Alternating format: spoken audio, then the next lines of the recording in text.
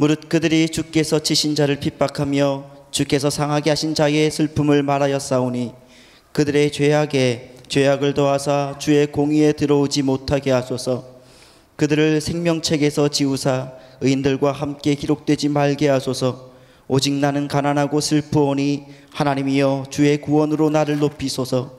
내가 노래로 하나님의 이름을 찬송하며 감사함으로 하나님을 위대하시다 하리니 이것이 소 곧 불과 굽이 있는 황소를 드림보다 여호와를 더욱 기쁘시게 함이 될 것이라. 곤고한 자가 이를 보고 기뻐하나니 하나님을 찾는 너희들아 너희 마음을 소생하게 할지어다. 여호와는 궁핍한 자의 소리를 들으시며 자기로 말미암아 갇힌 자를 멸시하지 아니하시나니 천지가 그를 찬송할 것이요 바다와 그 중에 모든 생물도 그러할지로다.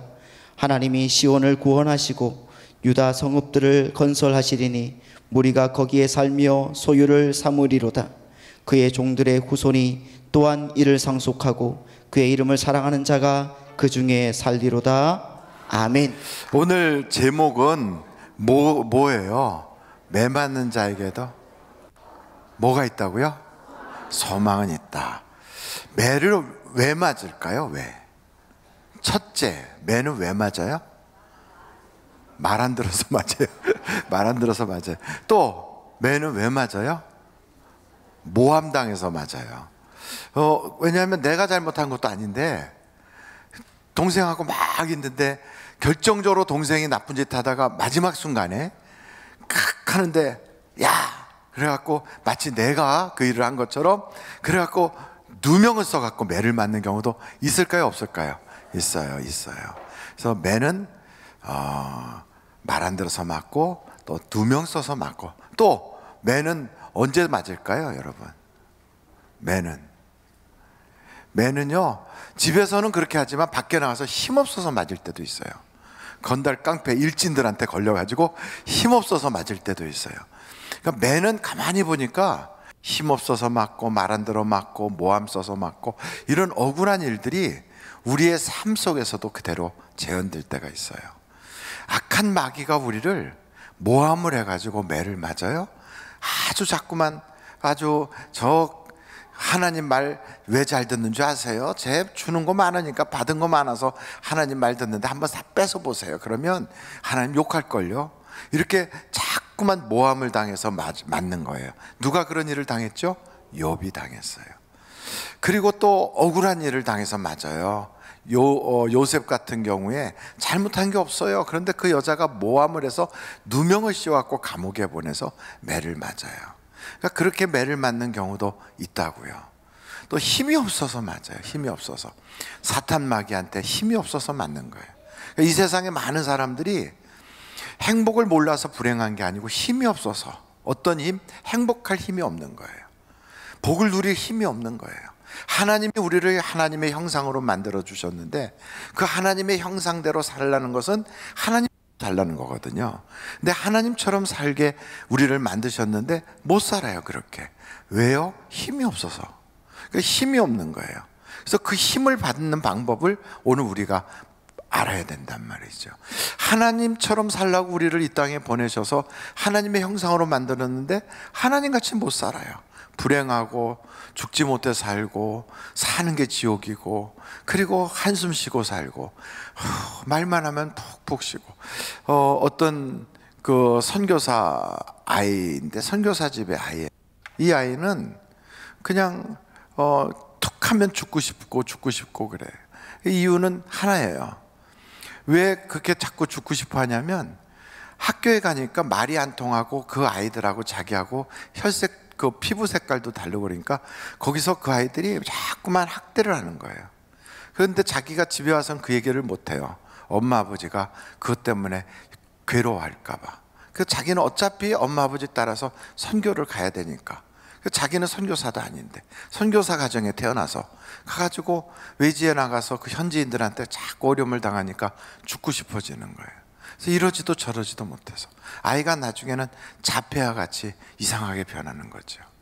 그래서 그 아이가 학교에 수업도 못 따라가고 아이들하고 친숙해지지도 않고 죽고 싶은 마음만 자꾸 들어가지고 아이가 자폐아 같이 돼서 말을 못하고 언어를 못하는 아이가 돼가지고, 그래서 한국에 들어왔는데, 한국에 들어와서 정말로 많은 사람들이 그를 관심을 가지고 쳐다보면 좋겠는데 안 그러는 거죠. 그래가지고 아주 막 그냥 어려운 일로 계속 가다가 선교사 자녀인데 죽어버리는 아이들이 생겨요. 자살한 아이들. 선교사 자녀가 하나님을 위해서 그렇게 열심히 일을 했는데, 부모는 그렇게 애를 쓰면서 주님을 위해서 일하는데 왜 하나님은 나를 안 도와주시나, 왜 하나님은 내 자녀들조차도 하나님이 지켜주지 못하는가, 이런 마음속에 그 불만이 꽉 차서 선교를 하는 것이 기쁨이 아니라 나중에는 짐이 되고 하나님을 막 사랑한다고 말을 할 수가 없을 만큼 그런 입장에 빠지는 사람들도 있어요. 왜 그럴까요? 마귀가 공격하는데 그걸 이겨낼 힘이 없는 거예요. 힘이. 그래서 사람에게 마귀가, 귀신이 붙거든요. 근데 그것을 떨쳐낼 힘이 없는 거예요. 그래서 그런 힘을 어떻게 회복을 해야 되는가. 그리고 또한 우리가 인생을 살다 보면 그 마귀가 공격해서 그렇고 사단이 자꾸 공격해서도 그렇고, 또 맞을 짓을 해서도 그렇고, 모함을 써서도 그래요. 맞을 짓 해서 맞을 경우에는 속 시원하잖아요. 맞을 짓 했는데 안 맞으면 찜찜하잖아요. 여러분, 찜찜한 사람 손 들어보세요. 옆에 사람이 등짝을 한번 때려주면서 내가 대신 때려줄 테니까 하나님한테 맞지 마라, 이렇게 하는 것은 될까요, 안 될까요? 안 돼요. 안 돼요. 그게요, 여러분, 대신 때려주는 건 없는 것 같아요. 그래서 어찌됐든 이렇게 맞는 사람들이 있어요. 근데 그 맞는 사람도 여러분 절망하지 마십시오. 맞는 자에게도 뭐가 있다? 다시 한번, 맞는 자에게도 뭐가 있다? 크게 다시 한번, 맞는 자에게도, 저하고 똑같이 한번, 맞는 자에게도, 그러면 여러분도 맞는 자에게도, 제가 소망이 있다 그러면 여러분도 소망이 있다, 이렇게 한번 해보겠어요? 맞는 자에게도 소망이 있다. 옆에 분들한테 한번 하겠어요. 맞는 자에게도 소망이 있대요. 시작. 맞는 자에게도 소망이 있대요. 우리가 이렇게 아시다시피 힘이 없어 맞고, 모함당해 맞고, 말 안 들어 맞고, 여러 맞는 경우가 많아요. 그런 맞는 자에게 소망이 없다, 그렇게 생각한다면 세상에 살맛이 안 날 거예요. 왜냐하면 이 세상을 이렇게 살펴보면 안 맞고 사는 사람들이 거의 없어요. 거의 보면 다 맞아요. 다 하여간 억울하게 맞기도 하고 애매하게 맞기도 하고 그렇게 맞는 거예요. 그러니까 참 우리가 세상 살면서 이 세상은 정말 불공평하다. 어떤 사람은 그렇게 잘못하는데도 한 대도 안 맞고 저렇게 잘 풀려나가기만 하는가. 어떤 사람은 안 좋은 일이 막 겹쳐 들어오니까 왜 저 사람은 저런 고생하는가, 이런 생각할 수 있어요. 우리 교회 출석하는 분은 아니에요. 천주교 신자인데 저한테 가끔씩 전화하시는 분이 계세요. 이 지역에서 구의원 하셨던 분인데 가끔씩 전화를 하세요. 그분이 전화할 때는 기도해달라고 도움 요청해서 전화하는 거예요. 동생 되시는 분이, 그분의 처제군요. 그분의 처제가 나이가 젊은데 세상을 떠났거든요. 처제가 세상을 떠나고 나서 그 아픔이 있을 때 저한테 전화를 했어요. 아무개가 갑작스럽게 세상을 떠났어요. 그래서 아이고 그러셨냐고, 그래갖고 제가 기도를 해드렸어요. 근데 또 요 며칠 전에 또 전화가 왔어요. 목사님, 그 아무개 그 딸이 있잖아요. 아들은 미국에 가서 하버드 대학에서 공부를 하는데요. 그 딸이 있잖아요. 예. 결혼한 지 얼마 안 됐잖아요. 예. 아이가 있잖아요. 예. 근데 그 딸이요, 갑자기 쓰러져 가지고 뇌사가 됐어요. 그래가지고 한국으로 급히 들어왔는데 회복이 불능하다네요. 기도해 주세요. 그렇게 불행이 갑작스럽게 막 몰려오는 거예요. 그러면서 저한테 전화를 하면서 막 분이 울어요. 그러면서 죄송합니다. 전화하는데 이렇게 감정이 격동해서 눈물이 나서 말을 잘 못 이어서 죄송합니다 하고 나중에 또 문자까지 보내셨더라고요. 그래서 참 마음이 아픈 거예요. 야, 어떻게 그렇게 어머니도 갑작스럽게 돌아가셨는데 그 집에 딸이 또 아직도 젊은데 이제 30대 좀 중반 좀 지났나 그런데 갑자기 뇌사가 된 거예요. 회복 가능하답니까? 그랬더니 뇌사인데 어떻게 회복이 되겠습니까? 그래. 그래서 저는 그런 그 이야기를 들으면서, 야, 우리가 세상 사는 게 그 산다고 사는 게 아니구나. 우리는 이런 일이 발생할 때 몇 가지의 원칙을 좀 알았으면 좋겠어요. 여러분, 때로는 우리가 이렇게 보면서, 아우, 저 사람은 정말 못 쓸 사람이야. 아우, 저 사람은 내가 말로라도 한마디 꼭 해줘야 돼. 이런 사람이 혹 있을 수도 있어요, 교회 안에. 그래도 절대로 그렇게 하면 안 돼요. 왜냐하면 저는 성경을 보다 보니까 하여간 우리가 심판자가 아니라는 걸 하나님은 끊임없이 얘기를 하는 거예요. 너는 절대로 판단하지 마라. 절대로 심판하지 마라. 우리는 심판자가 아니에요. 근데 우리가 종종 자꾸만 남을 판단하고 싶어지고 심판하고 싶어지고, 그래서 누군가가 교회에서 뭐 하면, 이 스피커 이거는 좀 바꿔주면 좋겠어요. 자꾸 끊어져. 바꿔주세요.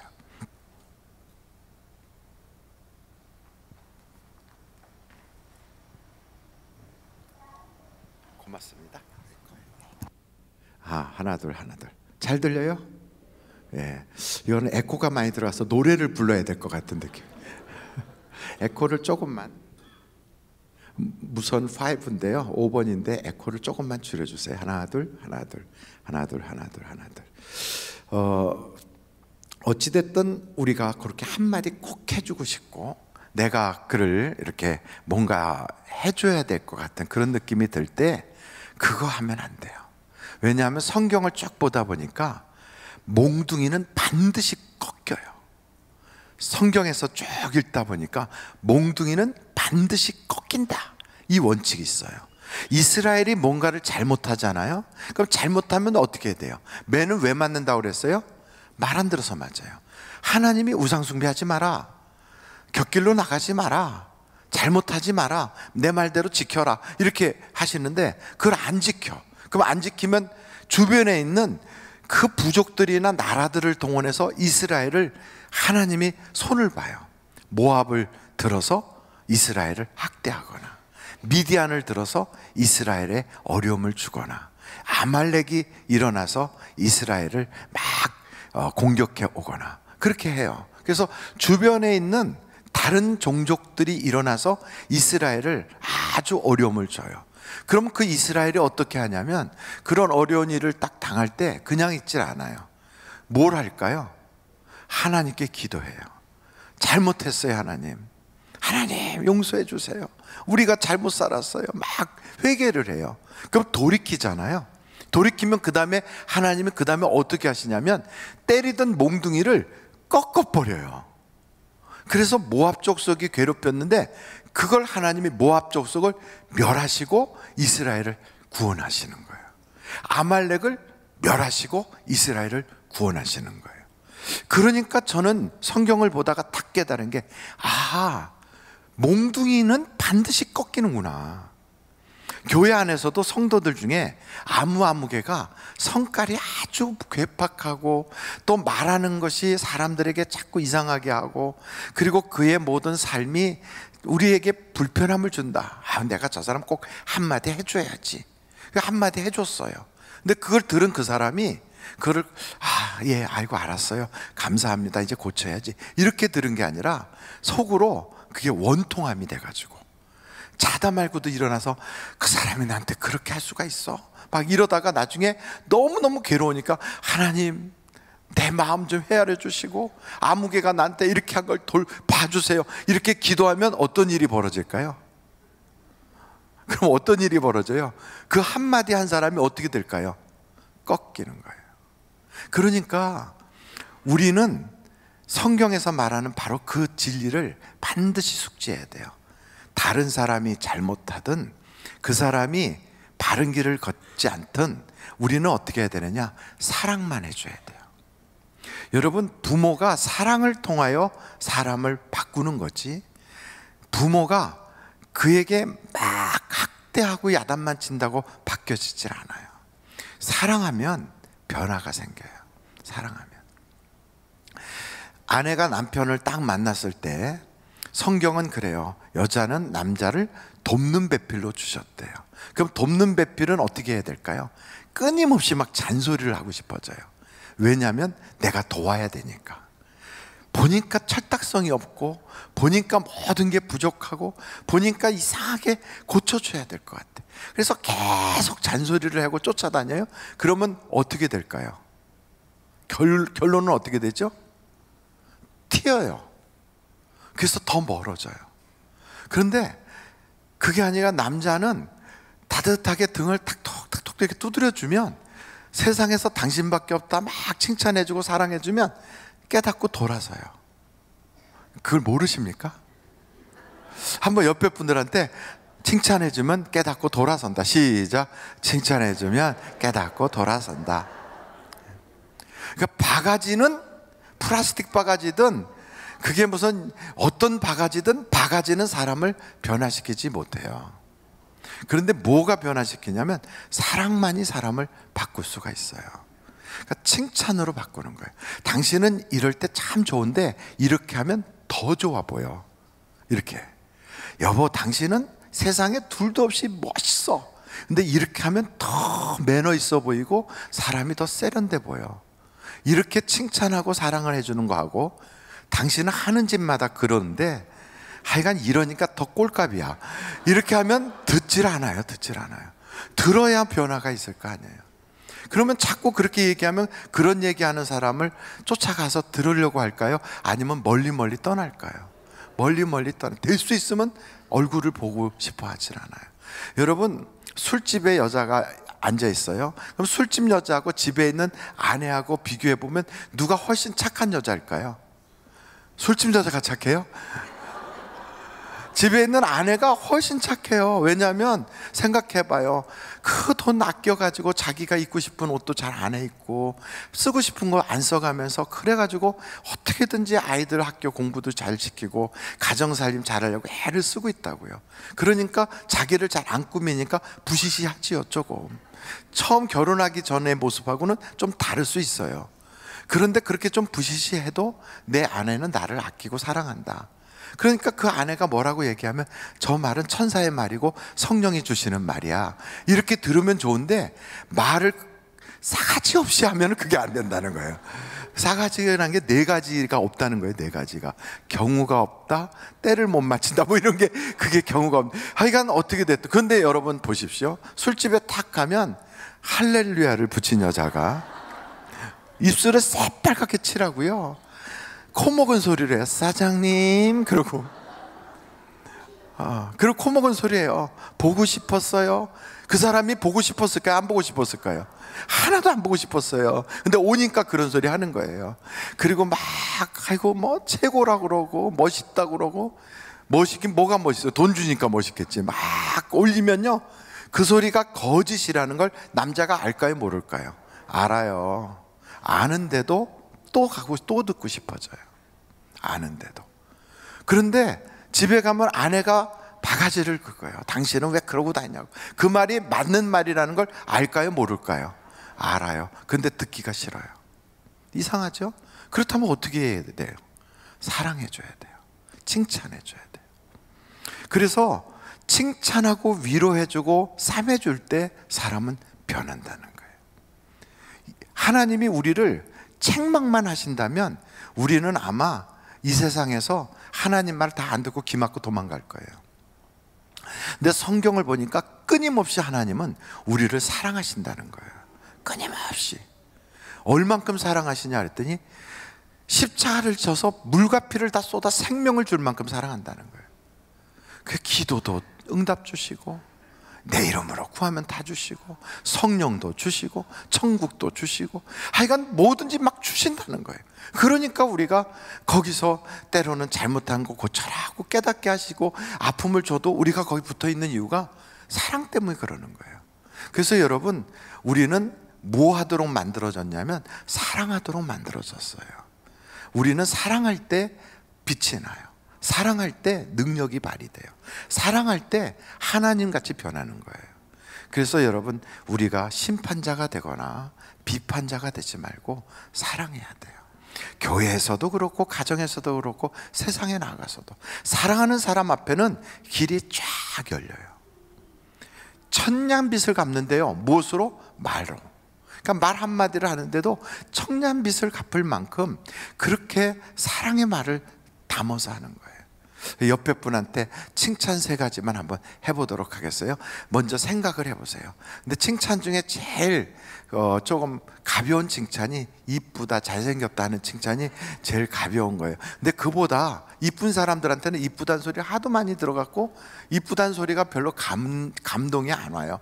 그런 사람에게 어떻게 하는 게 더 칭찬이 되면 참 지혜롭게 보이시네요. 그러고 참 이렇게 하는 모습이 굉장히 감동이 됩니다. 그럴 때 도리어 더 감명이 와요. 그리고 공부 잘하는 애들은 너 공부 잘하는구나, 그러면 그게 칭찬이 별로 안 돼요.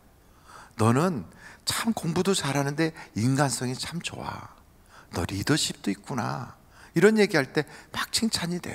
그러니까 한번 생각해 보시고 옆에 분한테 3가지 이제 두씩 얼굴을 마주하고 칭찬을 하는데, 이렇게 칭찬하면 안 돼요. 다 좋은데 너는 이것만 고치면 더, 그러지 마시고 이제 언중유골 이런 거 하지 마세요. 그냥 딱 한번 칭찬하겠어요. 시작.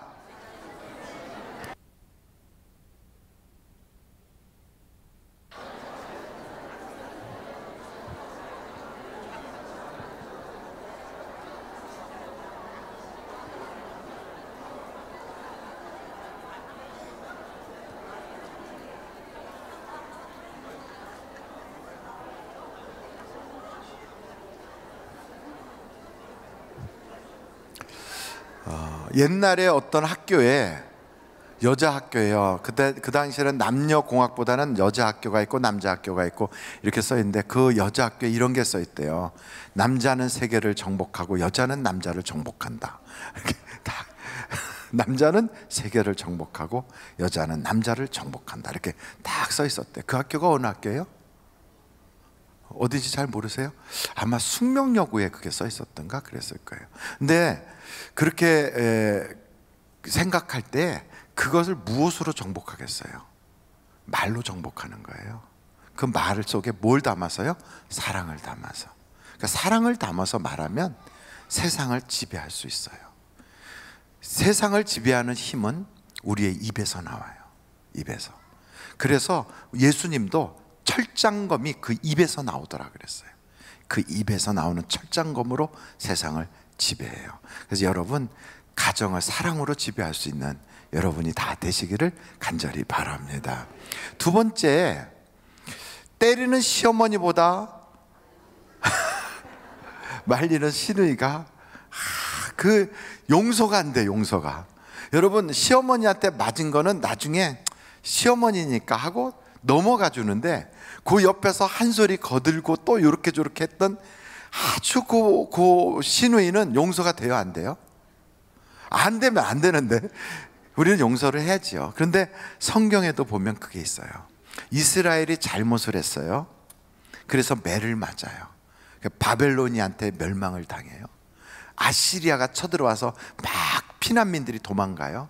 그럼 그들이 도망가는 걸 보면서 한쪽에서 꼴 좋다, 아이고 내 저럴 줄 알았어, 막 이러면서 했던 모압 족속, 에돔 족속들에 대하여 성경은 뭐라고 말하냐면, 그들을 말갛게 벗기소서, 그리고 그들을 파멸에 이르게 하소서, 심지어는 오늘 말씀을 보니까 그들을 생명책에서 지우소서 그래요.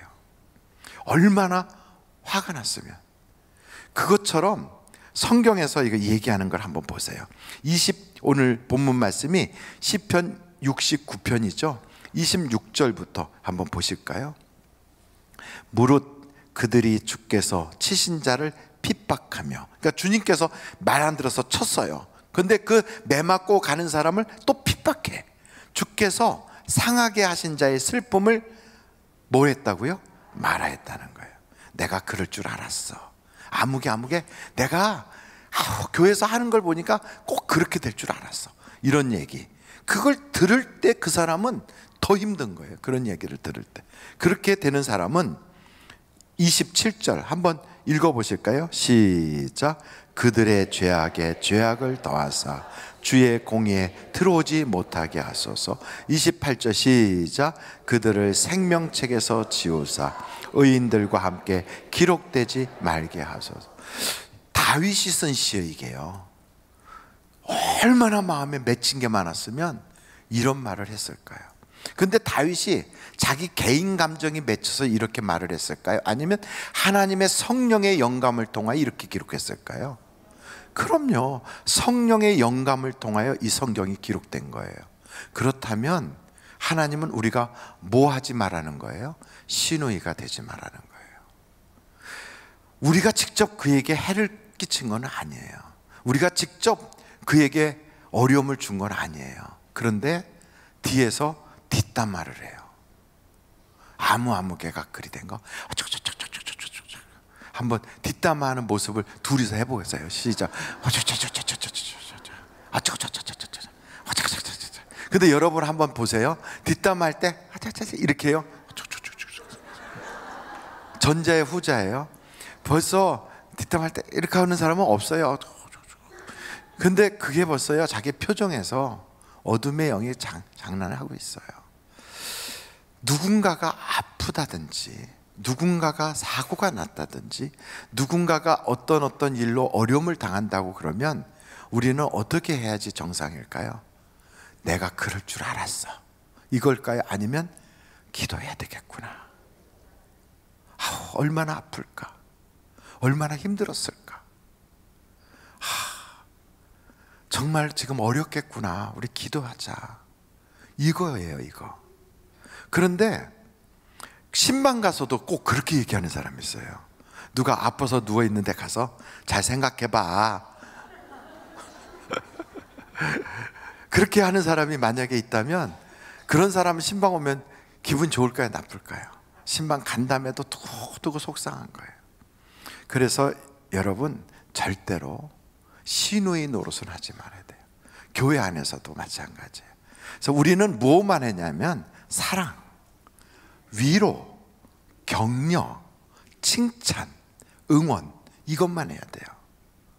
예수 믿는 사람은 입이 바뀌어야 돼, 입이.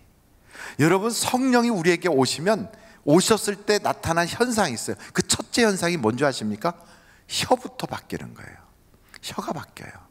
방언의 은사가 터졌다고 그랬죠. 방언의 은사가 터졌을 때 뭘 하냐면 하나님을 찬양하더라는 거예요. 사람들 앞에서 하나님을 높이더라는 거예요. 그러니까 혀가 바뀌는 거예요. 천국 방언이라는 게 다른 게 아니에요. 사랑, 위로, 격려, 칭찬, 응원, 이게 바로 하나님이 우리에게 주신 하늘의 언어라고요. 사람들에게 만날 때마다 막 칭찬해주고 격려해주고 위로해주고, 같이 우는 자와 같이 울고 웃는 자와 같이 웃고 막 그렇게 하잖아요. 그러면 그 한마디 한마디 하는 게 그 듣는 사람에게는 가슴을 따뜻하게 하고 세상에 살아갈 힘이 생기고 용기가 나는 거예요.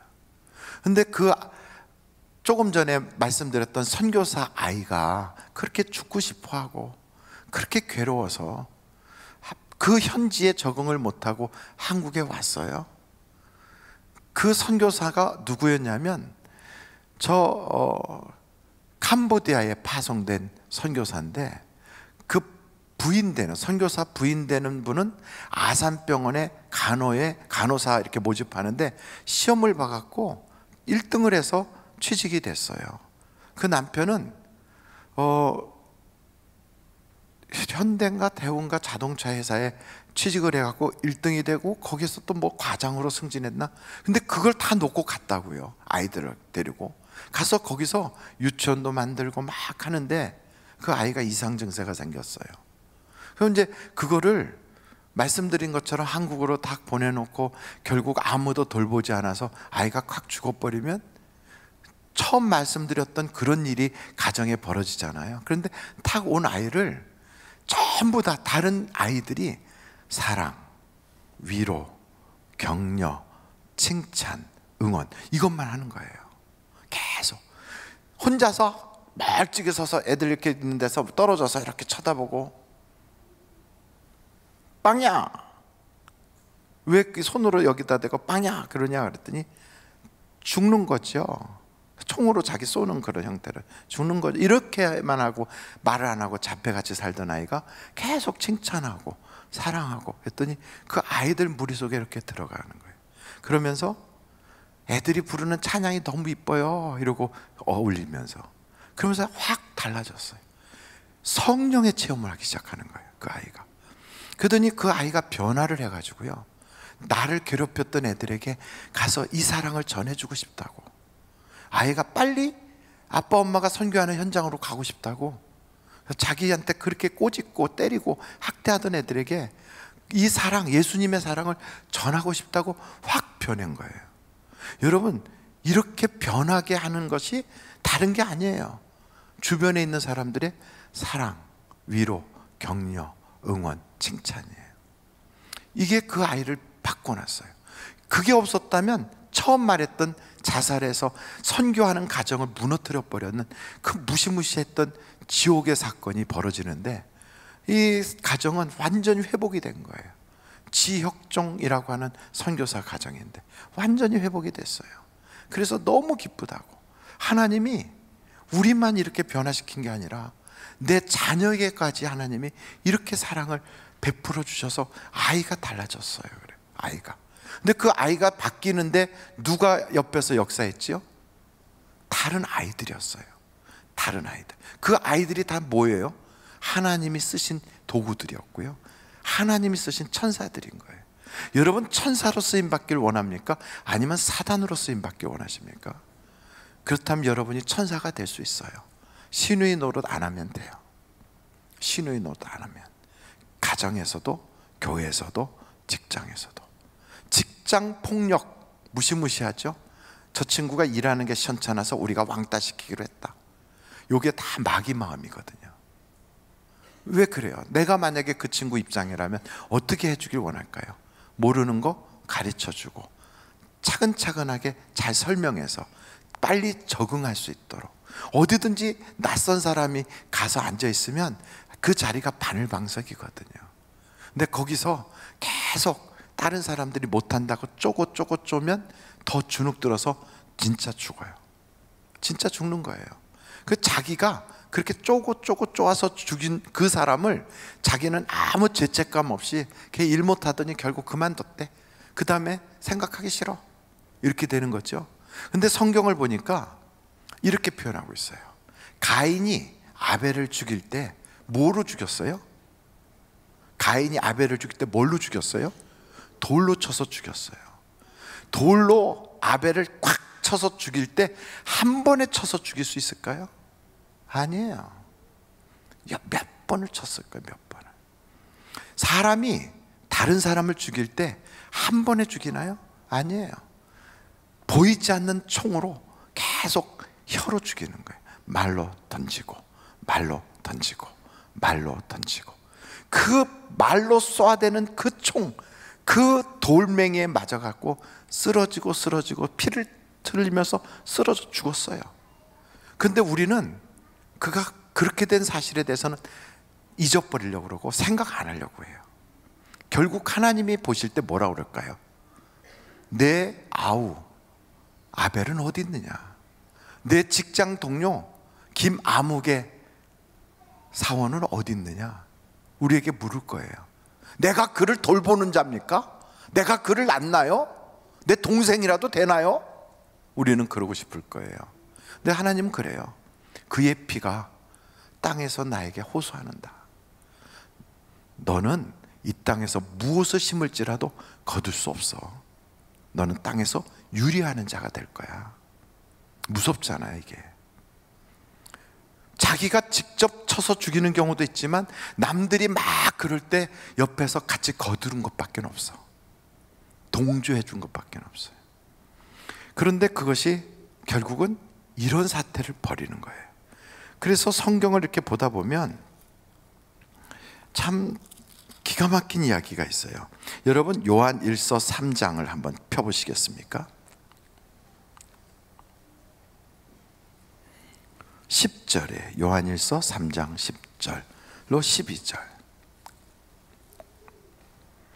요한일서 3장 10절로 12절. 찾으셨어요? 그럼 한번 같이 읽어보실까요? 시작.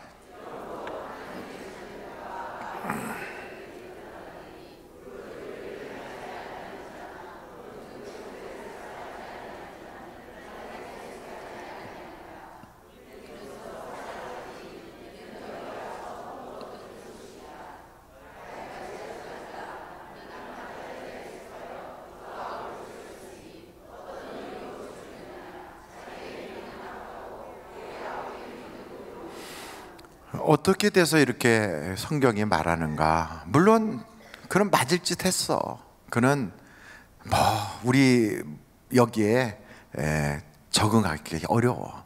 그는 우리하고 같은 부류로 우리가 받아주기가 쉽지 않아. 이런 생각을 해가면서 그를 한마디씩 해줬을 거예요. 그리고 무관심하게 지나치고 의도적으로 그의 눈길을 피했을 거예요. 그리고 그의 손짓과 외침을 길을 막아버렸을 거예요. 그래서 결국 어떻게 됐다고요? 우리가 던지는 자그마한 돌에 맞아서 쓰러졌죠. 죽었죠. 우리는 잊어버려요. 회사에 안 나온다니까 그런가 보다. 요즘 안 보인다니까 그런가 보다. 교회에서 안 보이니까 그랬겠지. 그리고 내 일이 아니니까 무관심한 거예요. 성경은 우리에게 뭐라고 그러냐면 마귀의 자녀와 하나님의 자녀가 이것으로 쫙 갈라져서 표시가 난대요. 표시가. 그럼 여러분, 하나님 자녀와 마귀의 자녀가 딱 있으면 하나님은 누구에게 복을 주실까요? 다 아는 사실이에요. 자기 자식에게 복을 줘요. 하나님의 자녀에게 하나님이 복을 주시는 거예요. 마귀 자녀에게 복을 주는 게 아니고. 근데 우리는 교회 다니니까, 내가 교회에서 어떤 직분을 감당하고 있으니까, 내가 무슨 일을 하니까 하나님이 나에게 복 주실 거야, 그렇게 생각해요. 내가 기도하니까, 내가 금식하니까 하나님이 응답 주실 거야. 근데 성경에 보니까 피 흘리지 않은 손을 들고 기도하라는 거예요. 피 흘리지 않은 손. 그때 하나님이 그의 기도에 응답을 주신다는 거예요. 너의 남자들아 거룩한 손을 들고 하나님께 구하라. 그리하면 응답을 주시리라. 우리는 종종 그런 삶에 대해서는 무관심해요. 그런데 하나님은 그 삶을 자꾸 보신다는 거예요. 삶을. 아벨의 삶을 보고 가인의 삶을 보고 삶을 봐요. 그 삶. 우리는 그래서 그 무당들이나 무속신앙자들처럼 예수를 믿으면 안 돼요. 여러분, 귀신 섬기는 무속신앙자들은 삶을 안 봐요. 뭐만 보는 줄 아십니까? 돼지 머리 올려놓고 거기다가 부조금 많이, 거기 뭐예요? 거기 앞에다가 이렇게 복채 많이 넣고 큰 구슬하면 그러면 복을 줘요. 그거는 세상의 귀신은 그래요. 하나님은 그걸 원하지 않아요. 하나님이 원하는 건 누굴까요? 나예요, 나. 여러분 자신이에요. 하나님은 우리가 하나님의 제물 되기를 원하시는 거예요. 그래서 우리는 이걸 몸을 가지고, 우리 입을 가지고 하나님이 원하는 사랑의 그 삶을 살아야 되는 거예요. 마지막으로, 이렇게 맞는 사람들이 있어요. 능력이 없어 맞아요, 마귀한테.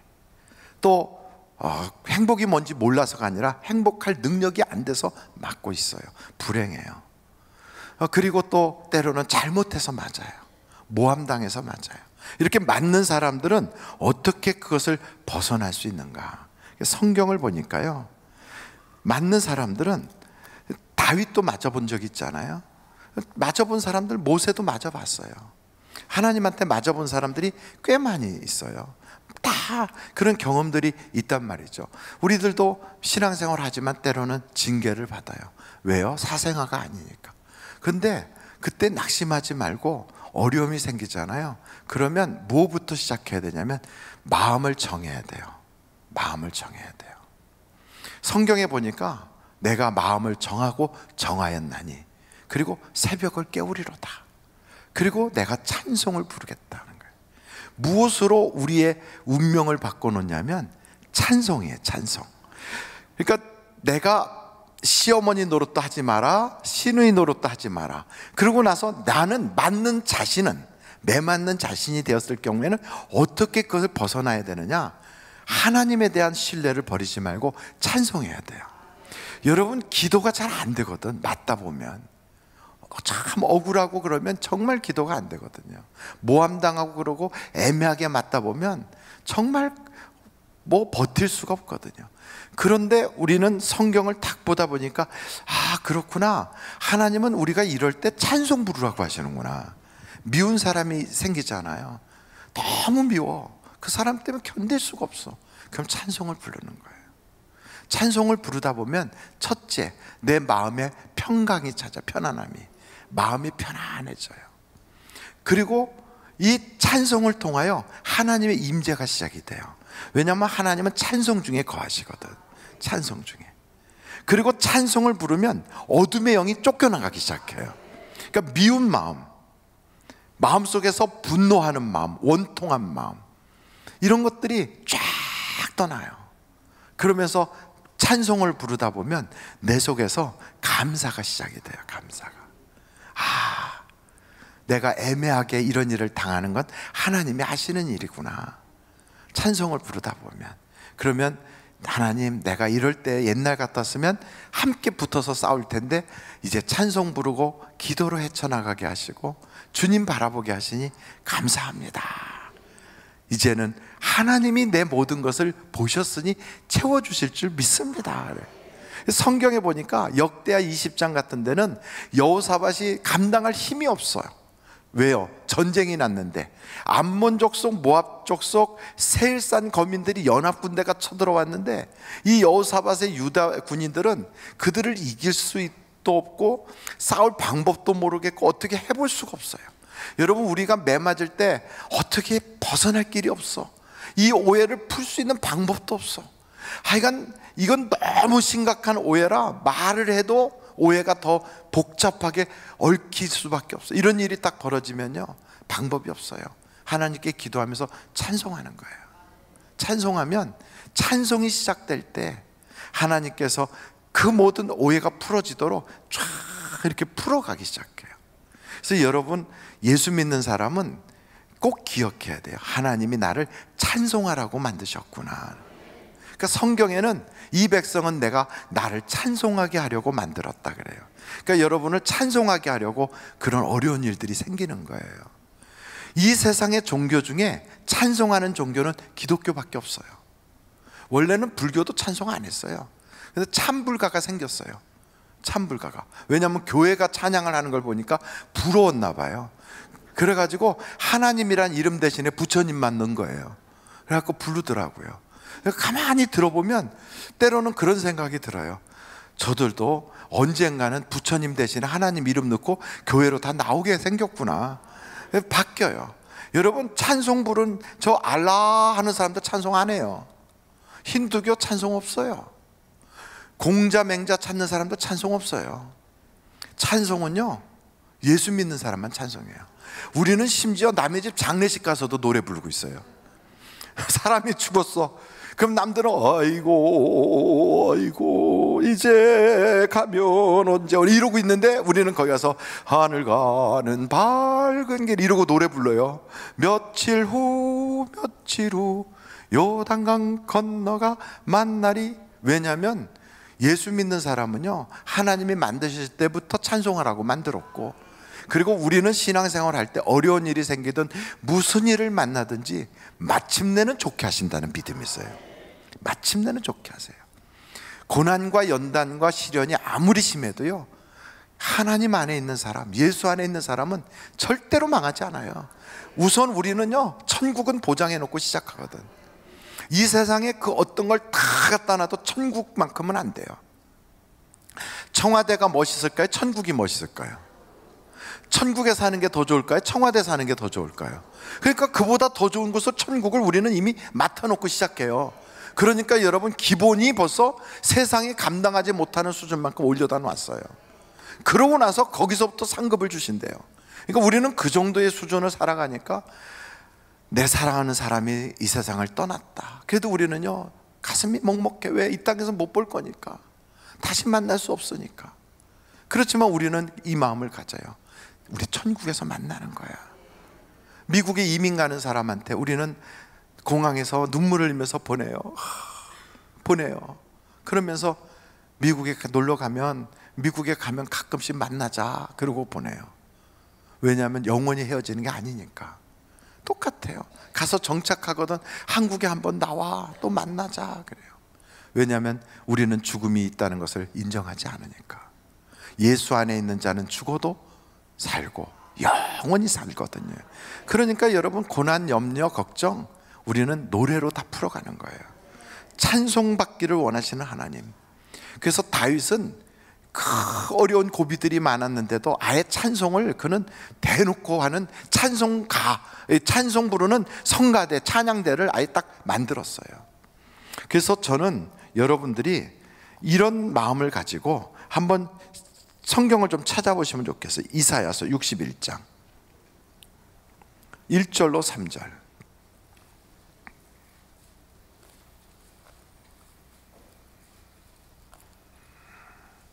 같이 한번 읽어보실까요? 시작. 주 여호와의 영이 내게 내리셨으니 이는 여호와께서 내게 기름을 부으사 가난한 자에게 아름다운 소식을 전하려 하심이라.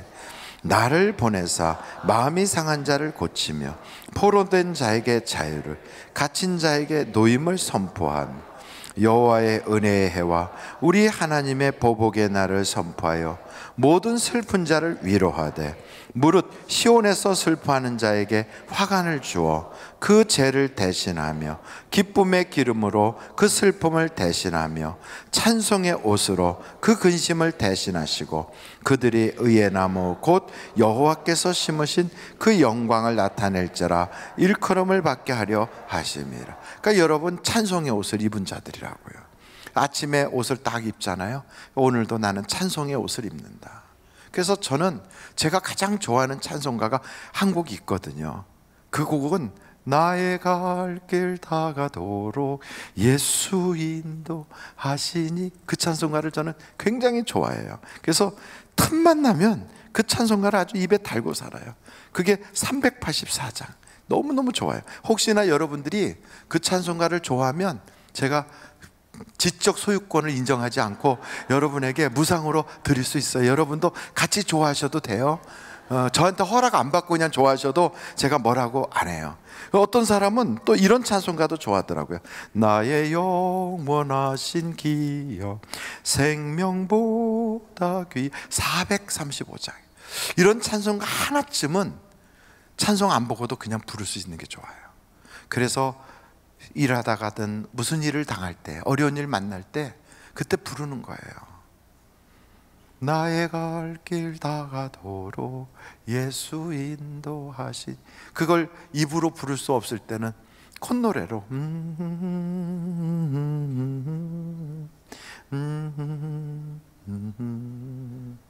아침에 눈을 떴을 때도, 저녁에 잠들 때도, 하루를 지나갈 때도 여러분에게 있어서 찬송가 18번 하나는 있어야 돼요. 그것이 여러분의 마지막, 내가 이 세상을 살다가 떠날 때 자손들에게 얘들아 내가 죽거든 꼭 그 찬송가 불러주렴. 내가 이 세상을 살 때 나는 그 찬송가 붙잡고 살았어. 난 그 찬송가로 고비를 넘어갔어. 난 그 찬송가로 내 모든 큰 문제가 있을 때마다 그걸로 하나님께 부르짖고 찬송 부르면서 해결받았거든. 그 찬송가가 내 인생이야. 내가 이 세상 떠나거든 슬퍼하지 말고 내가 천국에 입성하는 거니까, 그 찬송가 부르면서 살다가 떠나는 거니까 그 찬송가 불러주련. 여러분들이 그렇게 말하는 그런 삶의 주인공들이 다 되시기를 주님의 이름으로 축원합니다.